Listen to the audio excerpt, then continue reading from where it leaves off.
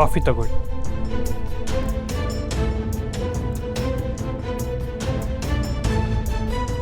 ಆದಿ, ನೀನಿನ್ನೂ ಮನೆಗೆ ಹೋಗಿಲ್ವಾ?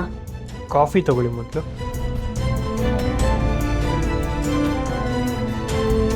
ಎಲ್ಲರೂ ಮನೆಗೆ ಡ್ರಾಪ್ ಮಾಡಿ ಬಂದೆ ಅತ್ತೆ.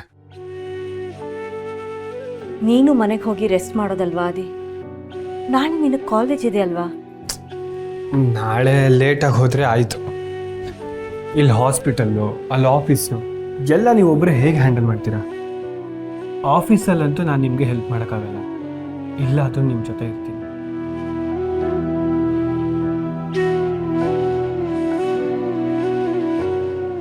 ಬೆಳಗಿಂದ ಎಲ್ಲಿಗೆ ಹೋಗಿದ್ದೆ? ಶಮಿತಾ ಮನೆಗತ್ತೆ. ನಮ್ಗೆ ಯಾರಿಗಾದ್ರೂ ಒಂದು ಮಾತು ಹೇಳಿ ಹೋಗ್ಬೋದಿತ್ತಲ್ವೇನೋ? ಅವಳ ಮೇಲಿದ್ದಿದ್ದ ಕೋಪಕ್ಕೆ ನನಗೆ ಯಾರ ಹತ್ರನೂ ಮಾತಾಡೋಕ್ಕೆ ಇಷ್ಟ ಆಗಲಿಲ್ಲ ಅತ್ತೆ. ನಮ್ಮ ಮನೇಲಿ ನಾನೇ ಮೂರನೇವನು ಅನಿಸಿ ಹಿಂಸೆ ಆಗುತ್ತೆ. ನನಗಾದರೂ ಮೈಂಡ್ ಬ್ಲಾಕ್ ಆಗಿದೆ. ತಾತನಿಗೆ ಹಾರ್ಟೇ ಬ್ಲಾಕ್.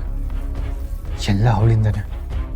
ಆದಿ, ನಿಮ್ಮ ತಾತನ ಹೆಲ್ತ್ಗೂ ಲಕ್ಷ್ಮಿಗೂ ಲಿಂಕ್ ಮಾಡಬೇಡ. ಅದ್ರಲ್ಲಿ ಅವಳ ತಪ್ಪೇನಿದೆ? ಅಂದರೆ ಅವಳದೇನೂ ತಪ್ಪಿಲ್ಲ ಅಂತೀರಾ? ನೀವೇನಂತೆ ಅವಳ ಪರ ಮಾತಾಡ್ತಾ ಇದ್ದೀರಾ? ಲಕ್ಷ್ಮಿ ಪರವಾಗಲ್ಲ, ನಿಮ್ಮ ತಾತನ ವಿರುದ್ಧವಾಗಿ. ನಿಮ್ಮ ತಾತನಿಂದನೇ ಇದೆಲ್ಲ ಆಗಿದ್ದು. ಇಂಥದೆಲ್ಲ ಆಗೋಷ್ಟು ವಯಸ್ಸು ಅವ್ರಿಗೆ ಆಗಿದೆ. ಇದಕ್ಕೆಲ್ಲ ಲಕ್ಷ್ಮಿ ಕಾರಣ ಅಲ್ಲ. ಅದೇನೋ ಹೋಗಿ ಅತ್ತೆ. ಅವಳ ವಿಷಯ ಬಂದರೆ ನಾನು ಏನು ಮಾಡ್ತಾಯಿದ್ದೀನಿ, ಏನು ಮಾತಾಡ್ತಾ ಇದ್ದೀನಿ ಅಂತಲೇ ಗೊತ್ತಾಗಲ್ಲ. ಈಗ ಎಲ್ಲಿದ್ದಾಳೆ ಅವಳು? ಇನ್ನೆಲ್ಲಿರ್ತಾಳೆ? ಮನೇಲೆ ಬಿದ್ದಿರ್ತಾಳೆ. ಅವಳಿಗೆ ನಾಚಿಕೆ, ಮಾನ, ಮರ್ಯಾದೆ ಈ ಮೂರು ಇಲ್ಲ ಅನ್ಸುತ್ತೆ. ಅದೇನಾದರೂ ಇದ್ದಿದ್ರೆ ಇಷ್ಟೊತ್ತಿಗೆ ಮನೆ ಬಿಟ್ಟು ಹೋಗಿರೋಳು. ಮನೇಲಿ ಅವಳು ಇರ್ತಾಳೆ ಅನ್ನೋ ಕಾರಣಕ್ಕೆ ನಾನು ಒಳಗಡೆನೂ ಹೋಗದೆ ಎಲ್ಲರೂ ಬಾಗ್ಲ ಹತ್ರನೇ ಡ್ರಾಪ್ ಮಾಡಿ ಬಂದಿದ್ದೀನಿ ಅಂತ. ಐ ಜಸ್ಟ್ ಹೇಟ್ ಹರ್.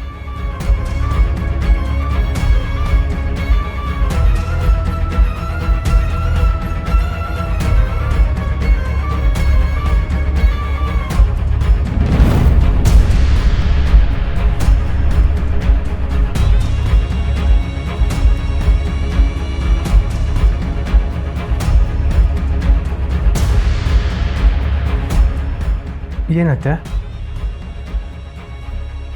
ಏನೂ ಇಲ್ಲ ಆದಿ. ಏನೋ ಹೇಳಕ್ಕೆ ಬಂದು ಸುಮ್ಮನಾದ್ರಿ. ಹೇಳಿ. ಏನೋ ಕೇಳಬೇಕು ಅಂತ ಅಂದ್ಕೊಂಡೆ. ಏನು? ಆದಿ, ರಿಸೆಪ್ಷನಲ್ಲಿ ನಿನಗೊಂದು ಗಿಫ್ಟ್ ಬಂತಲ್ಲ? 100 ಬಂತತ್ತೆ.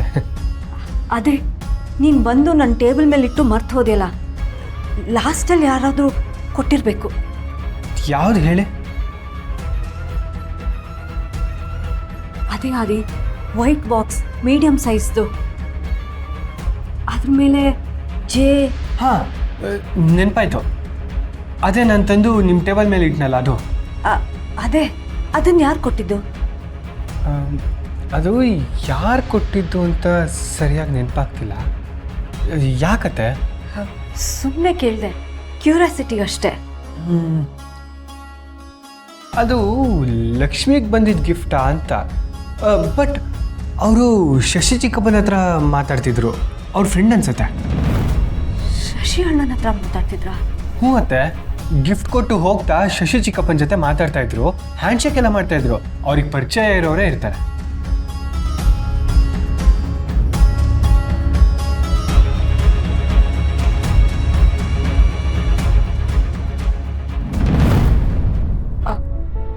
ಅತ್ತೆ ತಗೊಳ್ಳಿ. ಅತ್ತೆ ಮಾತ್ರೆ ತಗೊಳ್ಳಿಲ್ಲ ಅಂದರೆ ನಿಮ್ಮ ಆರೋಗ್ಯ ಹಾಳಾಗತ್ತೆ. ದಯವಿಟ್ಟು ತಗೊಳ್ಳಿ. ಹೌದಮ್ಮ, ತಗೋ. ಅಮ್ಮೋರೆ ಮತ್ತೇನ ಅಮ್ಮೋರು ಅಂತ ರಾಗ ಹೇಳಿಕತ್ತಿ. ನೀವು ಮಾಡಿರೋ ಎಡವಟ್ಟಿಂದನ ಇಷ್ಟೆಲ್ಲ ಆಗ್ಲಿಕತ್ತಿರೋದು. ಸುಮ್ಮನೆ ನಿಂತ್ಕೊ. ಅದು ಹಂಗಲ್ಲ ರೀ, ಅದು ಲಕ್ಷ್ಮ, ಅದು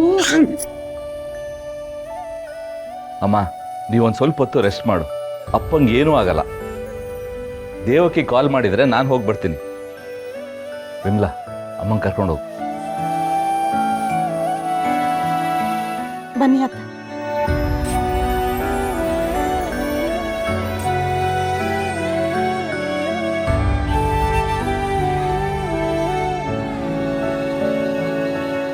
ಲಕ್ಷ್ಮಿಯಲ್ಲಿ ಮಾವ, ಲಕ್ಷ್ಮಿ ಏನಾಯ್ತು ಪಾವನಿ? ಲಕ್ಷ್ಮಿ ರೂಮಲ್ಲಿ ಸಿಕ್ತು. ಲಕ್ಷ್ಮಿ ಮನೆ ಬಿಟ್ಟು ಹೋಗಿದ್ದಾಳೆ. ನಾನು ಅವಾಗಿಂದ ಅದನ್ನೇ ಹೇಳೋಕ್ ಬಂದಿದ್ದು.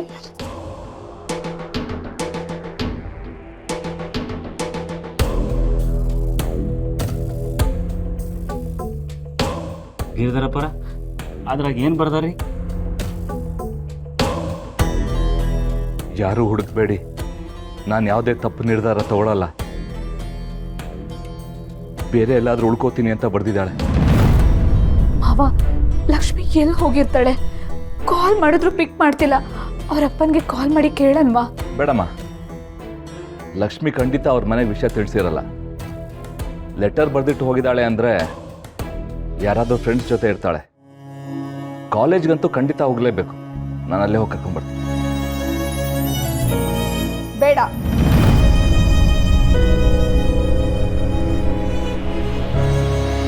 ಅವಳಾಗವಳೆ ಮನೆ ಬಿಟ್ಟು ಹೋಗಿದ್ದಾಳೆ. ಅವಳನ್ನ ವಾಪಸ್ ಕರೆಯೋದೇನು ಬೇಡ. ಇದು ಅವಳಾಗೆ ಬಿಟ್ಟೋಗಿರೋದಲ್ಲ ಅಂತ ನಮ್ಮಿಬ್ಬರಿಗೂ ಗೊತ್ತಿದೆ. ಹೌದು ರೀ, ನಾನೇ ಹೋಗೋದಕ್ಕೆ ಹೇಳಿದ್ದು. ಏನಿವಾಗ ಅವಳು ಈ ಮನೆ ನೆಮ್ಮದಿನ ಹಾಳು ಮಾಡಿರೋದು ಸಾಕು. ಅವಳನ್ನ ಮನೆಗೆ ವಾಪಸ್ ಕರ್ಕೊಂಡು ಬಂದ್ರೆ ನಾನಂತೂ ಸುಮ್ಮನೆ ಇರೋದಿಲ್ಲ, ಹೇಳಿದ್ದೀನಿ. ನಿಂತ್ಕೋ. ಯಾವುದೇ ಕಾರಣಕ್ಕೂ ಈ ವಿಷಯ ಅಮ್ಮನಿಗೆ ಗೊತ್ತಾಗತ್ತೆ ಬೇಡ. ಅಮ್ಮ ಮಲಗಿದಾರಲ್ವಾ? ನಾನಂತೂ ಹೇಳಲ್ಲ, ಆದ್ರೆ ಗೊತ್ತಾಗದೆ ಅಂತೂ ಇರಲ್ಲ. ಅದನ್ನ ನಾನು ತಡೆಯೋದೂ ಇಲ್ಲ. ಭಾವನೆ, ಅಮ್ಮನಿಗೆ ಈ ವಿಷಯ ಗೊತ್ತಾಗದಿರಂಗೆ ನೋಡ್ಕೋಬೇಕು. ಅರ್ಥ ಆಯ್ತಾ? ಆತ್ರಿ. ನಾನು ಹೋಗಿ ಲಕ್ಷ್ಮಿನ ಕರ್ಕೊಂಡ್ಬರ್ತೀನಿ. ಸರಿ ಮಾವ.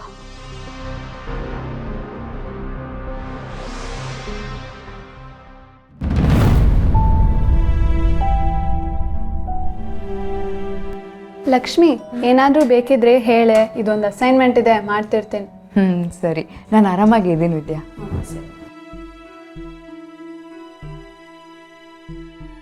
ತಾತ ಹೇಗಿದ್ದಾರೋ ಏನೋ, ಒಂದ್ಸಲ ಅವ್ರನ್ನ ನೋಡಬೇಕು ಅನಿಸ್ತಿದೆ.